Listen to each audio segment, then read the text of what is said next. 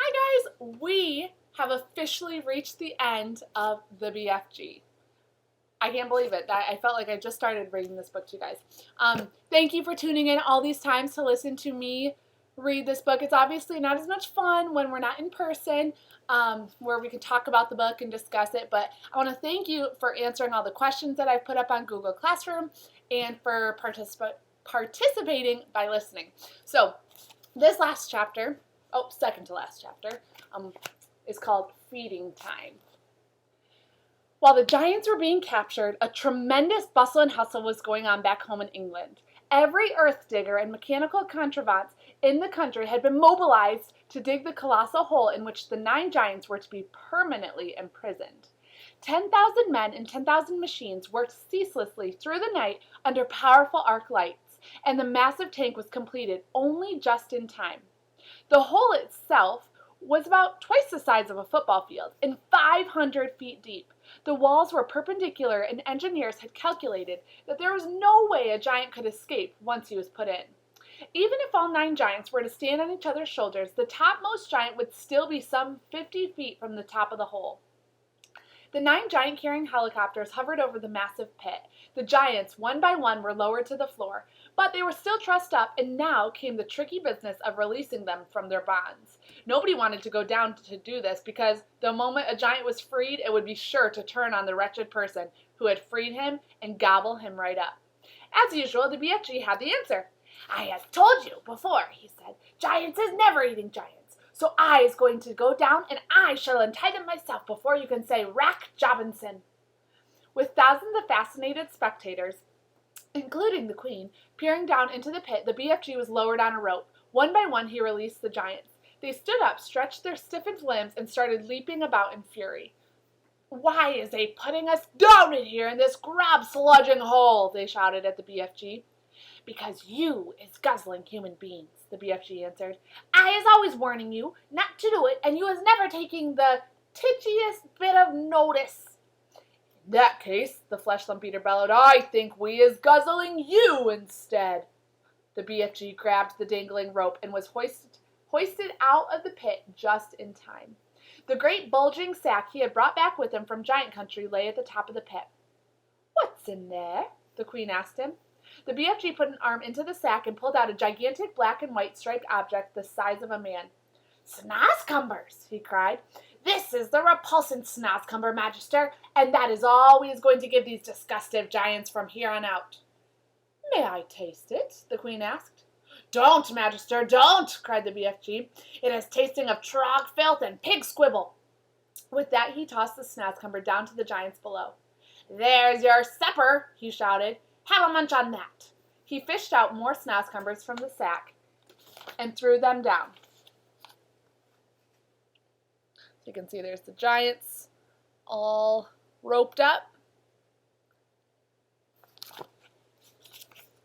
The giants below howled and cursed. The BFG laughed. "It serves them right, left, and center," he said. "What will we feed them on when the Snozcumbers are all used up?" the Queen asked him. "They is never being used up, Magister," the BFG answered, smiling. "I is also bringing in this sack a whole bungle of Snozcumber plants, which I is giving, with your permission, to the royal gardener to put in the soil. Then we is having an everlasting supply of this repulsant food to feed these thirst-bloody giants on." "What a clever fellow you are," the Queen said. "You are not very well educated, but you are really nobody's fool. I can see that."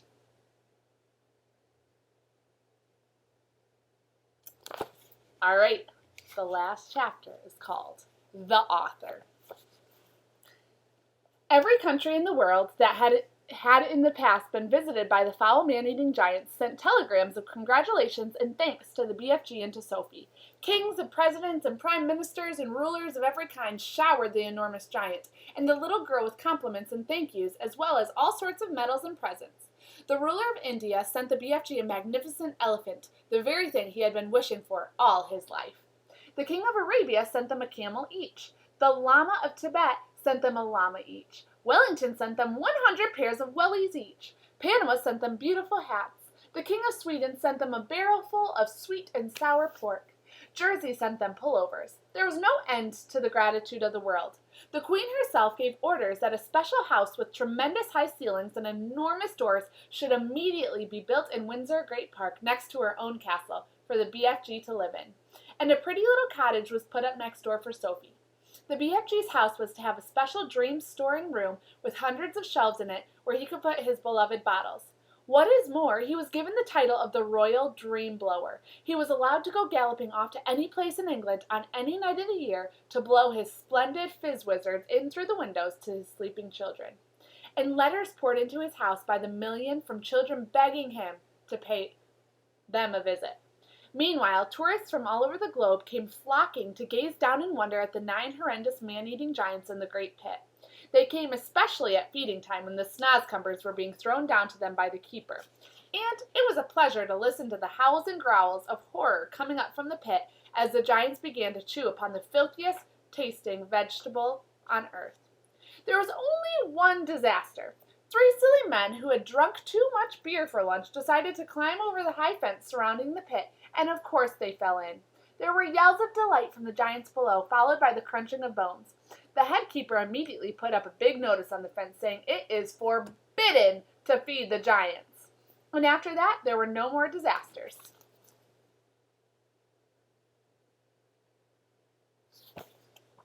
The BFG expressed a wish to learn how to speak properly, and Sophie herself, who loved him as she would a father, volunteered to give him lessons every day. She even taught him how to spell and write sentences, and he turned out to be a splendid, intelligent pupil.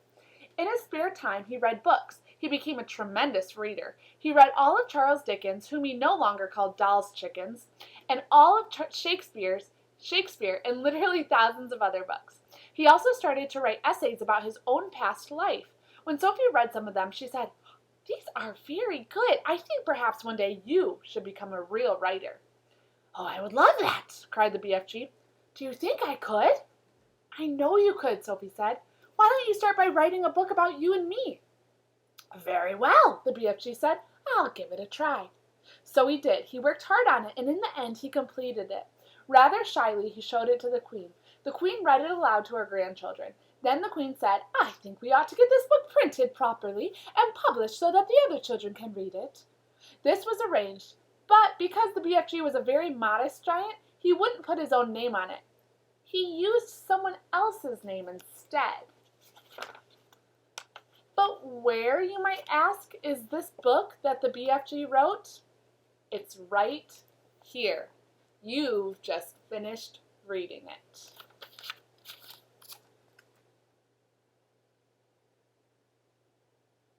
So did you catch that? This book that we read was apparently written by the BFG himself. So what did you guys think of that book? That was the first time I read it in a long time. I think my teacher read it to me when I was in 4th or 5th grade. I can't remember. But thank you for participating by listening and answering my questions that I post on Google Classroom. From here on out for the next few weeks, Mrs. Roca is doing a read aloud on our 3rd grade remote learning Google Classroom. So she's reading The Miraculous Journey of Edward Tulane. So if you haven't started listening to that and you'd like to keep going with these read alouds, you can head over to that Google Classroom and listen to her read that book. Well, it's been fun. I always love reading to you guys. So we will see you at our next Zoom meeting. All right. Bye.